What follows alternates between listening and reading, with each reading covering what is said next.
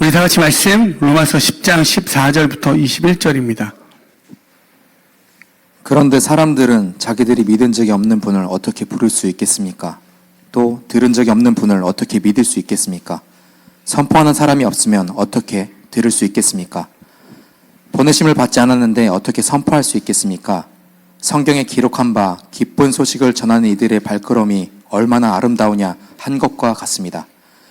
그러나 모든 사람이 다 복음에 순종한 것은 아닙니다. 이사야는 주님, 우리가 전하는 소식을 누가 믿었습니까? 하고 말하였습니다. 그러므로 믿음은 들음에서 생기고 들음은 그리스도를 전하는 말씀에서 비롯됩니다. 그러면 내가 묻습니다. 그들은 들은 일이 없습니까? 물론 그렇지 않습니다. 성경 말씀에 그들의 목소리가 온 땅에 퍼지고 그들의 말이 땅끝까지 퍼졌다 하였습니다. 내가 다시 묻습니다. 이스라엘이 알지 못하였습니까? 이에 대하여 하나님께서 먼저 모세를 통하여 이렇게 말씀하셨습니다. 나는 내 백성이 아닌 사람들로 너희의 질투심을 일으키고 미련한 백성들로 너희의 분노를 자아내겠다. 또한 이사야는 매우 담대하게 이렇게 말씀을 전하였습니다. 나를 찾지 않는 사람들을 내가 만나주고 나를 구하지 않는 사람들에게 내가 나타났다. 또한 이사야는 하나님께서 이스라엘을 보고 복종하지 않고 거역하는 백성에게 나는 온종일 내 손을 내밀었다 하신 말씀을 선포하였습니다. 아멘. 말씀을 들어가기 전에 지금 옆에 계신 분들의 얼굴을 딱 표정을 한 번만 지금 확인해 주십시오. 표정만. 표정만 확인하시면 됩니다. 끝났죠? 기억하십시오. 지금 이제 시작 전에 옆에 계신 분들의 표정을 기억하시면서 말씀을 나눠보고자 합니다. 우리가 지난 시간에 올바른 지식은 예수 그리스도라고 이야기했습니다. 예수 그리스도가 율법을 폐기한 게 아니라 율법의 완성이고 구원의 핵심이라고 이야기했지만 오늘 계속적으로 9장부터 11절은 이스라엘은 절대 예수 그리스도를 믿지 않는다라고 이야기합니다. 그러면서 복음의 소식이 그들이 듣지 못했던 게 아니라 복음의 소식이 올바르고 그 올바른 그 지식이 그들에게 전달됐음에도 불구하고 그들은 믿지 않는다라고 합니다. 이 말을 이야기하면 어떻게 되어지죠? 이스라엘은 왜 믿지 않는가라는 질문이 던져지죠. 분명히 복음은 완성이고 완벽하고 복된 소식인데 이 이야기는 무엇이냐면 쉽게 말하면 여러분 이 땅을 살아가는데 우리가 하는 모든 구조들은 뭐죠? 열심과 보상입니다. 내가 열심히 했기 때문에 이만큼 성취됐고 이루었다라고. 그런데 갑자기 바울이 그들에게 이야기하죠. 너희들의 열심과 보상으로 얻어지는 것들이 아니야. 그냥 오직 예수만 원A 그렇게 이야기하는 거예요. 예수만으로 구원에 이룰 수 있어 라고 이야기하는 거죠. 여러분 생각해 보십시오. 내가 이만큼 열심히 했고 노력했고 거기에 따른 보상이 임해야 되는데 예수만으로만 보상을 이루어진다라고 하면 여러분 받아들일 수 있습니까? 그래서 복음은 들어도 듣지 못하게 되고 보아도 보지 못한다라고 할 수밖에 없어요. 오늘날 우리의 모습과 똑같습니다. 여러분 살아가시는데 어제도 치열하게 열심히 사시지 않았습니까? 노력하시지 않았습니까? 최선을 다했죠. 그렇죠? 오늘 여기에 계신 분들도 그 노력과 수고 제가 알고 있습니다. 뭐 몇몇 제자들은 정말 그 사선에서 그 정말 전쟁을 치르는 그 노력과 수고에서 그걸 넘어서 보상을 받기도 합니다. 그런데 여러분 이러한 속에서 당연히 여기잖아요. 노력과 보상으로 이루어진 업적과 수고로 내가 이루어진 것들에 대해서 당연한 이 세상에서 여러분에게 예수님께서 온종일 두 팔 벌려 하나님의 은혜로만 너희들 생명과 구원에 이르러 제발 여기에 오렴 이렇게 할 때 여러분 받아지십니까? 이게 첫 번째 우리에게 질문입니다. 근데 또 두 번째 여러분 아까 옆 사람을 보면 하나님이 저런 인간한테도 구원의 손길이 있다고 이렇게 되시면 없습니까? 여러분이 생각하는 가장 대척점에 있는 분을 기억하십시오. 여러분이 가장 미워하고 가장 저주하고 싶은 인간들 있죠. 사람인자의 사이간자. 여러분의 모든 관계된 사람 중에 저 인간만큼은 주님이 허락하면 안 된다고 생각하는 그 대척점의 사람. 근데 하나님은 그 사람을 향해서도 하나님의 구원의 계획이 있다 하시면 여러분 어떻습니까? 어떻습니까? 정말 힘들 거예요. 인간은 이걸 받아들일 힘이 없습니다. 저런 인간한테도 구원의 손길이 있다고 이렇게 생각이 되어지는 순간, 이 두 가지가 우리에게 질문 던져줘야 돼요. 오늘 말씀에. 여러분 생각해 보십시오. 무언가를 자기에게 주어진 삶을 열심히 하고 노력하는데 거기에 따른 결과들은 다 아름답습니다. 그렇죠? 열심히 했으니까. 그렇지 않습니까? 그리고 이게 아름답다 여겨지는 이유가 무엇입니까? 동일 조건이니까. 열심히 하면 이만큼 보상이 따른다는 게 명백하다면 그 자체는 너무 아름답지 않습니까? 그렇죠? 그런데 그렇게 아름답게 여겨지는 결과 속에서 한번 생각해 보십시오. 반드시 이 땅에는 1등이 있으면 2등이 있을 수밖에 없습니다. 그런데 그 1등이라는 기준도 상대적인 것이기 때문에 반드시 내가 1등으로 올라가고자 하는 그 길에는 누군가를 밟고 올라갈 수밖에 없습니다. 결국엔 열심과 노력 속에서는 어떻죠? 그만큼의 누군가를 밟고 올라가는 꼭지점으로 향해 가야 됩니다. 그렇죠. 그리고 모든 사람들 보십시오. 자기가 경험하고 성공하면 그 성공 스토리를 자기가 옳은 것 마냥 이야기합니다. 여러분 다 삶이 똑같습니까? 여러분 누구는 눈 뜨고 딱 태어나자마자 건물주의 아들이에요. 아무것도 하지 않아도 돈이 생겨요. 근데 자기는 어느 순간 포장하죠. 건물을 잘 관리하고 이리해서 자기 것들을 주장하여 이렇게 삶을 살아냈다라고 너무나 많은 사람들이 포장합니다. 여러분 정말 여러분들의 노력과 수고가 정말 온당하다, 온전하다 생각되어집니까? 아니요. 누군가는 그 반대편에서 눈물을 흘리며 아파하는 게 이 세상의 현실입니다. 그래서 이 세상은 수고하고 무거운 짐이 될 수밖에 없고요. 언제나 슬픔과 애통함으로 넘쳐날 수밖에 없습니다. 공허와 혼돈 가운데 있고요. 여러분 똑같은 사실에도 너무나 첨예하게 대립하고요. 치열하게 싸웁니다. 전쟁하는 두 나라에서 각자 물어보죠. 너 왜 싸우냐고. 쟤 때문에 싸운다고. 다들 그렇지 않습니까? 그렇죠? 그런데 이러한 세상 속에서 우리는 무엇을 이야기합니까? 주님만이 나의 삶의 이유라고 이야기합니다. 이렇게 멍청하고 어리석은 고백이 어디 있습니까? 이렇게 옆사람 다양한 사람들이 어느 누구 하나 옷이 지금 똑같은 사람이 없잖아요. 이렇게 다양한 형태의 사람들 속에서 답은 딱 하나래요. 주님, 예수 그리스도. 이런 멍청한 얘기가 어디 있습니까? 누군가는 아멘이라고 하지만 세상 입장에서는 어떻죠? 세상 가장 바보스러운 이야기고 지금 바보라고 하는 건 너무 순화해서 얘기하는 거예요. 더 센 단어를 쓸 수 있지만 이걸 교회라고 이야기합니다. 그러면 어떻게 하죠? 세상은요 반드시 아까 말했던 그 구조 속에서 들어가 보면 그렇게 말하는 교회 공동체를 밟으려 합니다. 쓰러뜨리려 하고 너희들의 말이 얼마나 어리석은지 세상은요 끝까지 밟으려 합니다. 틀렸다라고. 이 속에서 여러분 출발해 보십시오. 그렇다면 그런데도 불구하고 오늘 왜 교회에 나오셨습니까? 그럼에도 불구하고 이 모든 사실을 제가 열거했던 모든 이 이야기를 여기에 계신 분들이 아무도 모르지 않습니다. 다 알고 있고 인지하고 있습니다. 그럼에도 불구하고 교회에 나오신 이유가 무엇입니까? 로마서에 우리가 시작된 건 기억해 보십시오. 로마서 1장 17절에 뭐라고 얘기했죠? 지금 로마서 한 100번 정도는 읽으셨을 텐데 이제 외우시잖아요. 로마서 1장 17절에 복음에는 하나님의 의가 드러나, 좀 더 쉽게 말하면 복음, 복된 소식은 하나님의 의, 하나님의 오름이 드러나는데 그 오름은 누구? 예수 그리스도. 그래서 믿음으로 믿음에 이르게 한다고 합니다.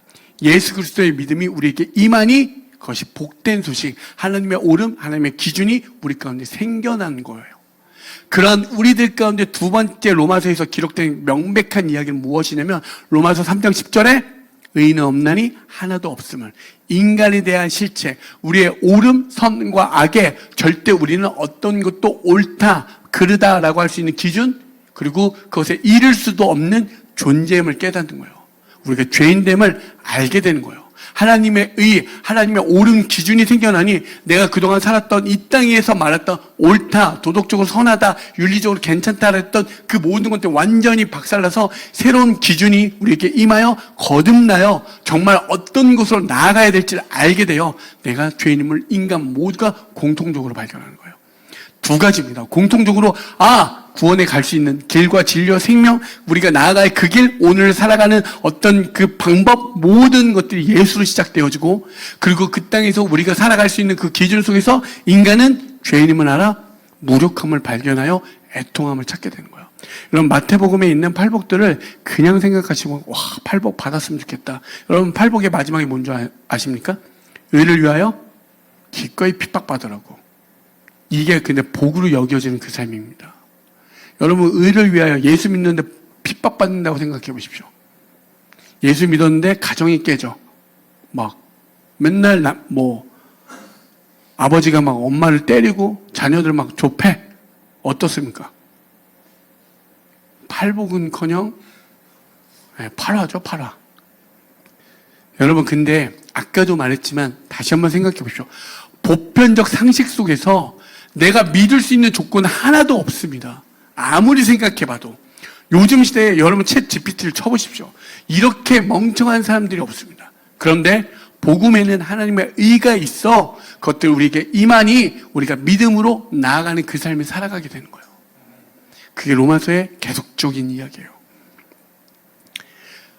세상은 결국에 뭐죠? 자기를 증명하는 그 속에서 자기가 어떻게 되는가? 예수가 있는 사람들은 자기가 부인되어지고요. 그 속에서 예수의 절대 필요성만 찾게 되는 게 바로 교회라고 이야기되는 거예요. 교회는요, 다른 걸 이야기하는 게 아니라 나를 증명하고 싶고 예수의 은혜로 나를 정말 세상 가운데 드러내고 싶어, 이게 아니라 그러한 세상 속에서 예수를 만나니 내가 부인되어지고 예수만이 정답이고 예수만에 대한 어떤 절대 필요성을 이야기하는 게 교회, 그걸 깨닫는 게 바로 교회라고 이야기하는 거예요. 그렇게 예수를 만난 우리들에게 나타나는 가장 첫 열매가 뭔지 아십니까? 그게 바로 회개라고 하는 거예요. 메타노이어, 회개라고. 여러분, 왜 교회 오시면 왜 눈물 흘리고 질질 짭니까? F니까, 이렇게 다, 교회 다니는 사람들 다들 이렇게 마음들이 이렇게 정서적으로 불안하고, 결핍 있고, 상처 많고, 다 인지 애곡에 다들 뭐 이렇게 억울한 게 많은지. 그죠? 다들 이런 식으로 심리학적으로 접근하는데, 여러분이 반드시요, 주님을 만나는 순간 어떤 은혜가 임하냐면 심령이 가난한 자는 복이 있음을 깨닫게 됩니다. 그 말을 쉽게 이야기하면 주님의 은혜 없이 내가 살아갈 수 없습니다. 그와 동시에 격발되는 게 무엇입니까? 애통함. 주님, 내가 주님의 은혜 없이는 살아갈 수 없고 내가 주님의 은혜 앞에 내가 아무것도 아님을 깨닫게 되는 존재. 그게 바로 회개라고 하는 거예요. 하나님, 오늘도 나와 함께하여 주십시오. 이 말 한마디가 구구절절하게 내 가슴에 새겨지게 되는 거예요. 도무지 살아갈 이 세상을 목도할 때마다 어떠한 것도 그 길이 없으니. 그게 여러분 우리가 메타인지라고 하는 그 말 있죠. 생각 위에 생각을 하래요. 절대로 인간은요, 자기가 배운 말과 언어 체계를 벗어날 수가 없습니다. 생각 위에 생각을 한다고요? 어떻게 합니까? 생각하는 수준이 이 정도인데. 우리가 생각 위에 생각을 했었으면 여기 이러고 안 있습니다. 그쵸? AI 시대에, 그쵸? 뭐가 올라갈지를 다 알고, 그쵸? 이미 떼부자가 되지 않겠습니까? 그 정도 수준이면? 그런데 성경은 이미 우리에게 얘기해요. 메타노이어, 회개라는 거. 내 생각에서 벗어나게 되고 하나님의 생각으로 들어가니 주님밖에 찾을 수 없는 그 은혜 아닙니까? 그래서 오늘 본문에서 우리가 꼭 기억해야 되는 건 두 가지밖에 없습니다. 첫 번째는요, 성도의 삶은요, 무언가 이 땅에서 어떻게 할 것인가의 그 삶 속에서 하나님의 은혜를 기억하셔야 돼요. 하나님의 은혜. 오늘 뒷부분부터 제가 찾아볼까요? 21절에 보면, 또한 이사야는 하나님께서 이스라엘 보고 복종하지 않고 거역하는 백성에게 나는 온종일 내 손을 내밀었다 하신 말씀을 선포하였습니다. 이사야가 뭐라고 이야기하죠? 복종하지 않고 거역하는 백성. 여러분, 하나님의 은혜를 먼저 기억하라고 하는 것은 무엇이냐면 로마서 5장 8절에 무엇입니까? 우리가 죄인 되었을 때 하나님의 은혜가 우리에게 임했다는 거예요. 하나님의 은혜는요, 여러분, 우리가 은혜를 너무 쉽게 얘기하니까 여기 우리 교회는 은혜라는 이름이 없죠. 너무 교회 다니면 은혜라는 이름이 가장 흔합니다. 근데 그 은혜는 무엇이라고 이야기하냐면 자격 없는 우리들에게 부어진 선물입니다. 계속 모든 이야기가 같은 맥락으로 구약부터 신약까지 동일하게 이야기합니다. 자격 없는 우리들에게 하나님이 부어주신 그 선물이 바로 하나님의 은혜라고 이야기하는 거예요. 오늘 말씀도 무엇이라고 이야기합니까? 복종하지 않고 거역하는 백성에게 나는 온종일 너희들에게 손을 내밀었다라고 이야기합니다. 이게 은혜인 거예요. 내가 주님 앞에 만나보니 내게 자격 없음을 깨닫는 거예요. 자격 있다 우리는 수없이 이야기하죠. 여러분은 어떻게 하죠? 학력을 적고 어떤 여러분의 이력을 적고 여러분들의 수많은 업적들을 적는 건 무엇이냐면 나 이만큼 자격 있다라는 걸 세상에 말하고 싶은 거예요. 근데 주님을 만난 교회는 뭐라고 이야기하죠? 다 옆 사람을 보고 형제님, 자매님 고상 떠는 게 아니라 어떤 것도 우린 자격이 없다는 거예요. 예수 안에서 그냥 형제요, 자매 이것 말고는 이야기할 수 있는 게 없다라고 이야기하는 거예요. 제발 죄송하지만 직업이고 어떤 학교고 이런 거 따지지 마십시오. 너 안에 그 사람 안에 예수가 있으면 그 사람은 자격이 있다 여겨질 수 있는 걸 교회는 얘기하는 거예요. 그래서 교회 오면 여러분 은혜 아닙니까? 이게 은혜인 거예요. 오늘 본문에서 인용한 이 로마서에 인용한 말씀이 이사야에서 나오거든요. 이사야 65장 1절에서 2절입니다. 나는 내 백성의 기도에 응답할 준비를 하고 있었지만 내 백성은 아직도 내게 요청하지 않았다. 누구든지 나를 찾으면 언제든지 만나려고 준비를 하고 있었지만 아무도 나를 찾지 않았다. 내 이름을 부르지도 않던 나라에게 나는 보아라, 나 여기 있다, 보아라, 나 여기 있다 하고 말하였다. 제멋대로 가며 악한 길로 가는 반역한 저 백성을 맞이하려고 내가 종일 팔을 벌리고 있었다. 이 말씀은 이렇게 딱딱하게 읽으면 안 됩니다. 나는 내 백성의 기도를 응답할 준비를 하고 있지만 너희도 언제든지 말해. 내가 기다리고 있어. 말만 해. 기도만 해. 응답해 줄게. 던져. 콜 앤 리스폰. 블루스가 어떻게 됩니까? 12마디 콜, 리스폰. 주고받는 건데 요즘 애들은 그걸 못해요. 아니 음악 얘기해서 죄송합니다. 계속 콜을 주고 받고자 준비하고 있대요. 내 백성은 아직도 내게 요청하지 않는데요. 여러분의 하나님은 죄송하지만 제가 지난주 금요일 날도 말씀드렸지만 여러분 하나님은 우리가 공통적으로 본질적으로 하나인 것 같죠. 맞습니다. 그게 맞어요. 그런데 내가 경험한 하나님들이 너무나 다양하기 때문에 그 하나님의 사이즈가 너무나 다릅니다. 요청해도 답을 들어본 적이 없으니까 우리 하나님 뭐예요? 세상에 어떤 돈보다 못한 하나님, 세상에 그 어떤 것보다 못한 하나님은 너무나도 많이 목도하니까 기대가 안 됩니다. 여러분 꼭 그렇게 사십시오라고 하면 목회자 자격이 없으니까 여러분 오늘 말씀 붙잡고 한번 요청해 보십시오. 콜앤 리스폰을 받아보십시오. 비비킹만 보고 좋아하지 말고 누구든지 나를 찾으면 언제든지 만나려고 준비하고 계신대요. 신이 인간에게 그 요청에 언제든지 만나려고 요청하고 기다리고 있다라고 이야기합니다. 내 이름을 부르지도 않았던 그들에게 보아라, 나 여기 있다. 아들아, 딸아, 진짜 나 여기 있어. 나 여기 있어. 제멋대로 가며 악한 길로 반역하는 저 백성을 맞이하고 나는 종일 팔을 벌려 지금 있다라고 이야기합니다. 이게 은혜인 거예요. 이 은혜 없이 교회에 왔으니까 내가 이거 열심히 해야지, 나 착하게 해야지. 여러분 그런 건요 반드시 나중에 드러납니다. 여러분 마음이 없는데요 애써 하다 보면 어떻게 되는 줄 아십니까? 터집니다. 나도 교회 모든 사람이 예수 없이 하는 행동 중에 나중에 결과 뭔지 압니까? 나도 예전에 교회 다녀봤어요. 나도 예전에 교회 다녀봤어요. 그지? 여러분 죄송하지만 그건 예수를 만난 게 아닙니다. 예수를 만난 진짜 모든 사람들은 어떻게 되는지 아십니까? 내가 죄인입니다. 모든 사람이 끝까지 나는 죄인입니다. 내가 죄인 중에 괴수입니다. 그 말 말고는 다른 걸 하는 게 없습니다. 자격 없는 그들 향해서 그리고 심지어 악한 길로 제 멋대로 행하는 그들 향해서 하나님은 여전히 팔을 벌려 기다리고 있다라고 이야기합니다. 이 은혜를 여러분, 이 은혜가 우리 가운데 임할 때 어떨 것 같습니까? 여러분 자녀들 보십시오. 지 멋대로 하지 않습니까? 여러분 어떻습니까? 부모님, 제가 알고 있는 진짜 자녀들의 모습들을 보면 어떤 사사시대 아닙니까? 지 멋대로 하면서 부모는 당연히 해줘야 되네요. 그런 개똥 같은 말이 어딨어. 지가 지 마음대로 났으니까 이런 어떤 관계가 1도 없는 관계, 정말 말도 안 되는 관계, 진짜 그 부모에 대한 사랑과 스승에 대한 사랑과 그 관계가 형성되잖아요. 다릅니다. 여러분 한번 성경에서 남자와 여자로 해서 결혼에 대한 비유를 많이 합니다. 그렇죠? 그리고 남자는 신랑 대신 예수를 예표하고 신부 여자는 누굴 예표하죠? 교회에 대한 우리를 이야기합니다. 이 말뜻은 무엇이냐면 그 생명된 씨 뿌리는 비유 있죠. 그 생명된 예수가 교회에게 담겨질 때마다 온전한 그 생명이 일어난다는 걸 이야기하는 거예요. 그래서 결혼은 그것을 예표하여 우리에게 이야기하는 거예요. 그래서 남녀가 만나 거기에만 어떤 것? 생명이 일어난다고 하는 거예요. 그게 창조라고 하는 거죠. 어떤 것도 생명이 일어나지 않습니다. 여러분 생각해 보십시오. 이 땅에 하나님의 말한 그 질서 속에서 아닌 모조품들이 연합하여 일어나는 건 뭐요? 죽음, 파멸 아무것도 없음 밖에 없습니다. 생명이 일어나는 게 없습니다. 그걸 이야기해요. 그래서 어떻게 하죠? 계속 성경은 우리에게 화목하라, 화평하라, 연합하라, 돌아오라라고 이야기하는 거예요. 진짜 씨가 여기 있으니 그 씨와 연합한 자만이 진짜 하나님의 질서, 그 생명, 그걸 누릴 수 있다라고 이야기하는 거예요. 그래서 그 이야기 한 가지만 하는 거예요. 그래서 여러분 이름을 지을 때 화평, 화목 이런 이름 지으시면요. 반드시 주님과 연합되지 않으면 패망입니다. 반드시.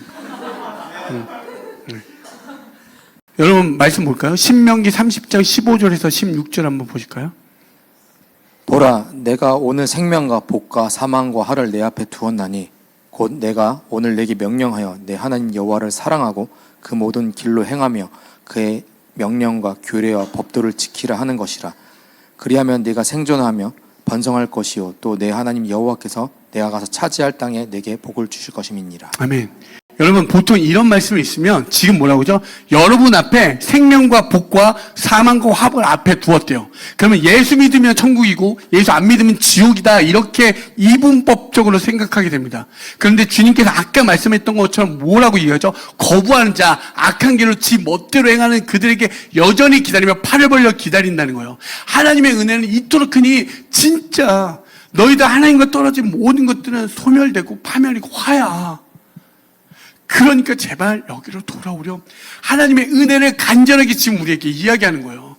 여러분 이걸 내가 믿으면 이거 아니면 이런 여전히 열심과 노력의 구조로 가면 끝도 없습니다. 그걸 이야기하는 게 아니라 주님의 말씀은 하나님의 은혜의 안으로 들어오라고 이야기하는 거예요. 아까 했던 이야기처럼 여러분 생각해보세요. 화평이라는 이름을 갖고 있는 사람 속에서 주님과 연합됐을 때는 어떻죠? 반드시 예수 그리스도가 느껴집니다. 근데 그 이름을 갖고 있는 자가 예수와 분리되어질 때는, 예수가 없다고 느껴질 때는 세상 악한 게 없습니다. 누구를 지칭하는 게 아니에요. 여러분의 그 악한 눈동자를 돌리지 마시고 생각해 보십시오. 정말로 예수와 연합된 자들에게 나타난 모습이 어떤지. 그래서 아까 처음에 제가 뭐라고 했죠? 옆 사람 보라고 했죠. 내가 옆 사람을 봤을 때 그늘졌다 생각하시면 가슴에서 손을 살짝 올려보십시오. 얼굴에 그늘이 졌다.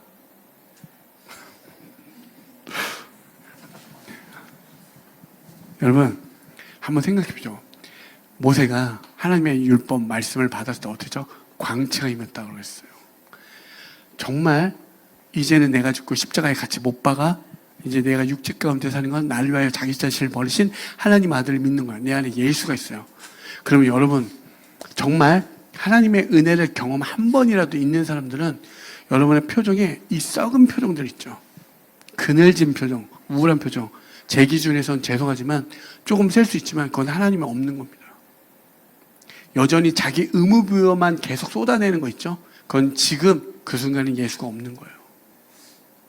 근데 여러분 끝도 없습니다. 내가 이런 건 이럴 수밖에 없어요. 이럴 수밖에 없어요. 맞습니다.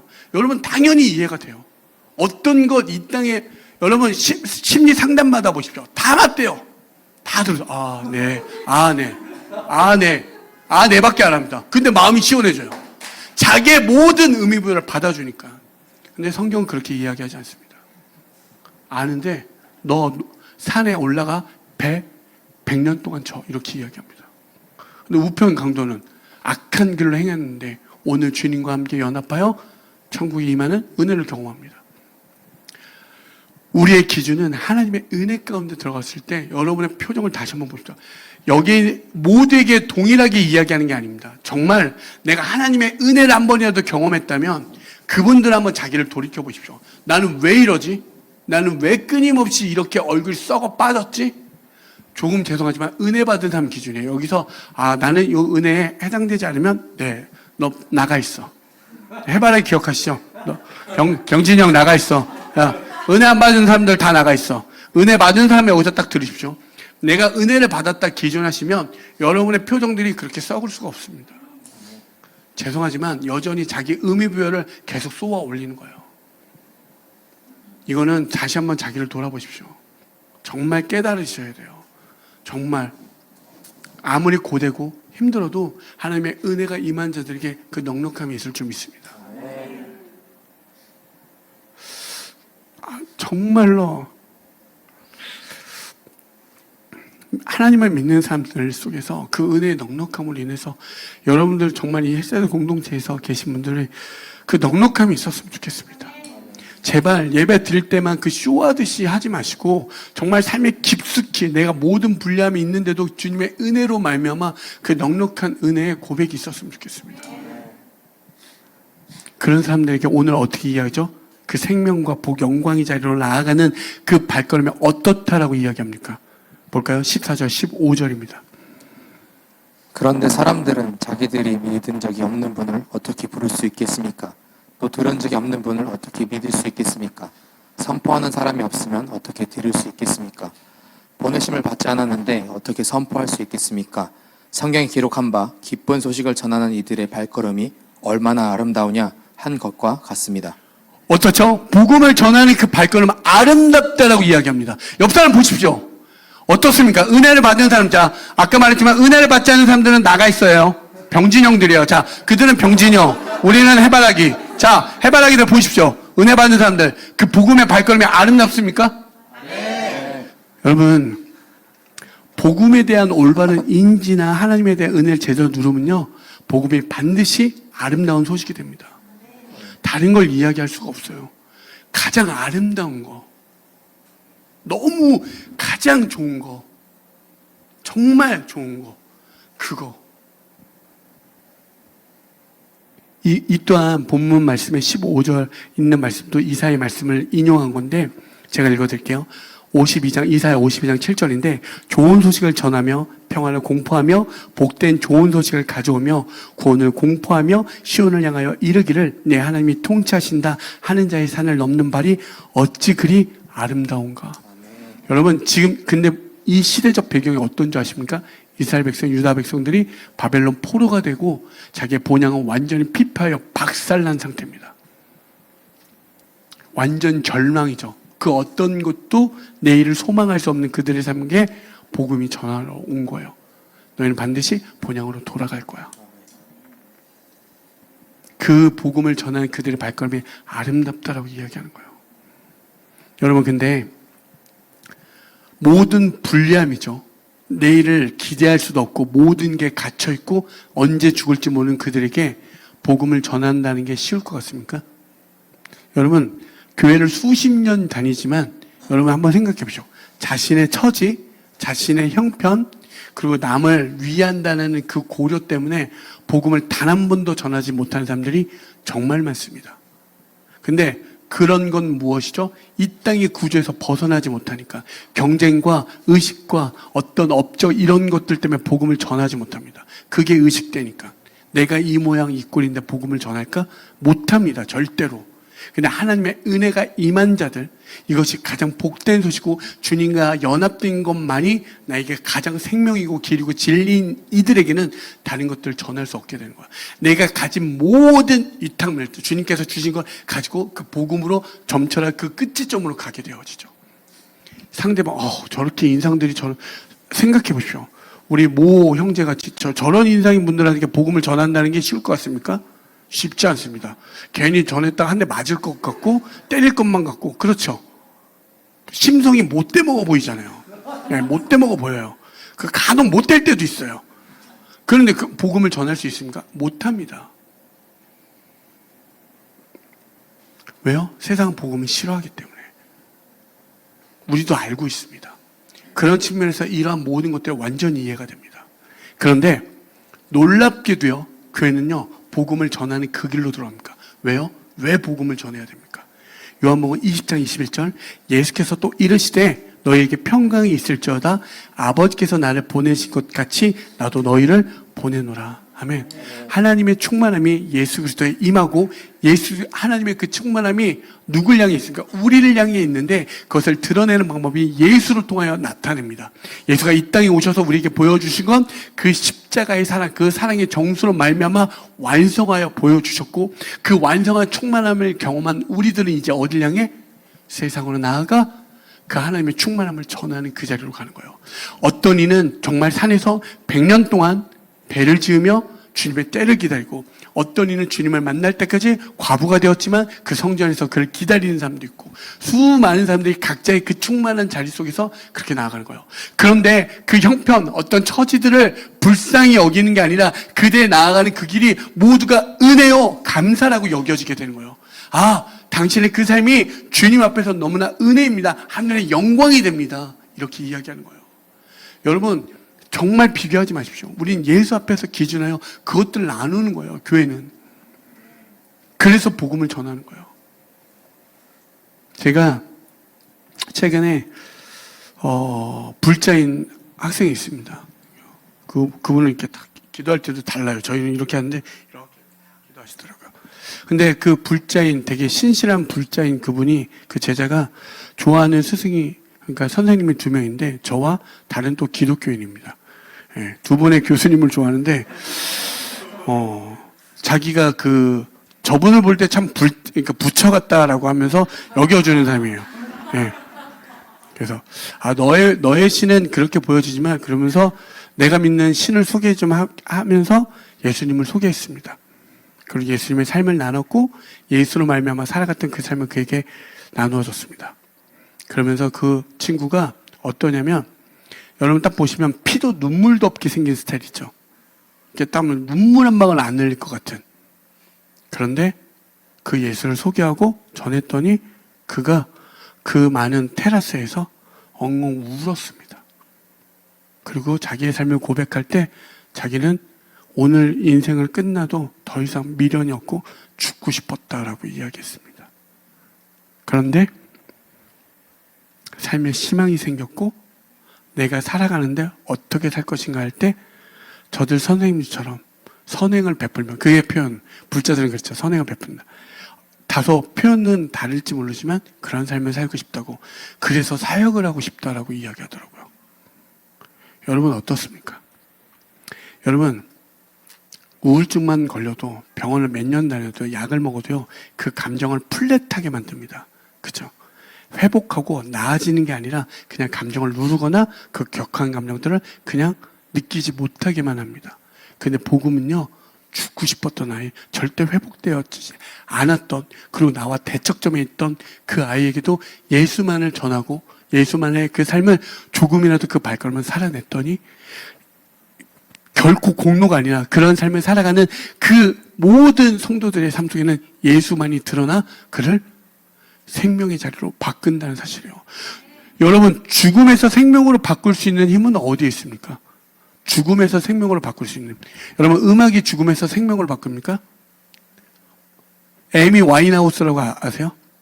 그 음악 듣잖아요. 다 죽고 싶어요. 정말 음악이 너무 좋거든요. 들으면요 같이 빠져서 죽고 싶어요. 음악을 들으면서 살고 싶다는 생각이 들어본 적이 없습니다. 여러분 이 땅의 가치들은 반드시 우리 생명의 자리로 가는 게 아니라 자기의 유익의 극자리에 가게 해요. 그게 살아있다 느끼게 하는데 그게 너무나 많은 거짓으로 점철되어 있다는 사실이에요. 근데 진짜는요 죽음을 생명으로 이끌어 가게 해요. 은혜 아닙니까? 여러분 저희가 추석 때 여기에 계신 우리 성도들과 함께 연합해서 15명이 경남 산청으로 국내 선교를 갑니다. 물론 여러 가지 해외 선교 속에서 이렇게 바뀌었지만 여러분 왜 갑니까? 생각해 보십시오. 이 긴 연휴에, 황금 같은 연휴에, 연휴를 황금이라 표현하잖아. 황금 같은 연휴에 시간과 돈 들여 마음 들여 가서 할 수 있는 게 뭔 줄 아십니까? 여러분 거기 영상을 보시면 아시겠지만 경남 산청 한번 쳐보십시오. 수해 때문에 다 박살이 나서 딸기 비닐하우스가 다 망가졌습니다. 그럼 남자들은 가서 해야 되는 게 뭐냐면 육체적 노동밖에 없습니다. 예. 근데 왜 갑니까? 도덕적인 우리가 나를 증명하려고? 아니요. 오늘 말씀처럼 하나님의 은혜를 뭐든지 하나님의 은혜를 경험한 자들은 그 하나님의 은혜 가운데 필요한 그곳으로 가는 거예요. 교회는 반드시 선교적이어야 됩니다. 복음을 전해야 됩니다. 그 복음은 반드시 죽음에서 생명으로 인도해냅니다. 가서 기대할 수밖에 없는 거예요.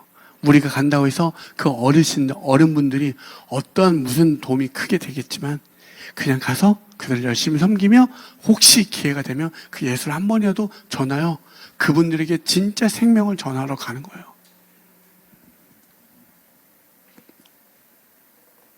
제가 오늘 여러분들에게 말씀드린 건 무엇이냐면 우리 주님이 너 예수 안 믿으면 다 지옥 가? 이런 얘기하는 게 아니에요. 정말 거역하고 불순종한 너희들 향해서 손 벌린 그 하나님, 그 표폐에서 그 모든 말씀을 관통하여 보십시오. 어떻게 인도하시는지. 자격 없는 우리들에게 너희들 진짜 자격 있는 건 주님과의 연합이야. 그걸 이야기하는 거예요. 거기에만 생명이 있고 진리가 있고 진짜 창조가 있어요. 여러분 어떤 게 창조가 있습니까? 한번 생각해 보십시오. 어떤 게 없음에서 있음으로 되는 영역이 있다면 인간에게 만들어진 게 있다면 한번 생각해 보십시오. 오늘 집에 가는 길에 모든 없음에서 있음으로 나아갈 수 있는 그 창조가 무엇이 있는지 한번 생각해 보십시오. 인간이 만들어내는 것 중에. 성이 외국에는 몇 개라고요? 젠더에 30여 가지랍니다. 그들의 연합 속에서 어떠한 생명이 일어나는지 한번 보십시오. 한번. 그래서 여러분 교회에 나와서 제가 왜 역순으로 오늘 말씀을 전한 줄 아십니까? 우리가 교회에 오다 보면 세상 같은 그 방식이 그대로 있습니다. 노예 근성. 여전히 열심히 해야 오늘 밥 한 끼 얻어 먹을 수 있는 그 삶. 그러니까 교회 와서도 봉사해야 될 것만 같고 무언가 헌금해야 될 것 같고 그런 압박에서 여러분 자유하십시오. 여러분 제가 반드시 여러분에게 꼭 말씀드리는 건 교회는요 먼저 하나님의 은혜를 경험해야 됩니다. 하나님의 은혜를 경험하여 주님의 절대 필요성을 느끼는 게 바로 심령이 가난한 자의 그 복을 누리시는 거예요. 그들에게 누려진 자들에게 애통함, 내가 죄인됨을 알아? 주님의 은혜 없이는 살 수 없는 그게 동시 격발적으로 나타나 그게 첫 열매라고 할 수 있는 거예요. 하나님 은혜 없이는 살아갈 수 없네. 반드시 그 은혜가 있어서 여러분 먼저 무언가 하는 거 있죠. 강요되어지는 것들로 절대 하지 마십시오. 억지로 하는 거는 반드시 주님이 받겠습니까? 하나님이 원하는 건 정말 그 은혜에 내가 너희들 거역하고 온종일 악한 너희들에게 손 벌려 기다린 그 은혜 가운데 그 손 잡으라고. 여기에 진짜 생명 있고 그걸 누린 자들만이 나아갈 수 있는 거예요. 어떻게 나아갑니까? 여전히 나의 삶 속에서 눌려있고 나를 아프게 했던 그 세상에 싹 다 복수하고 싶지 않습니까? 다 이 망할 놈의 세상 다 엎어버려. 왜 나한테만 이래? 막 이러잖아요. 막. 왜 나한테만? 여러분의 그 악한 모습이 없습니까? 이 안에 들끓는 나. 근데 예수의 은혜로 나아가는 거예요. 어떤 의미 부여도 예수 앞에 그 은혜 앞에 넉넉해지는 걸 경험해요. 그래서 먼저 은혜를 누리시라고 하는 거예요.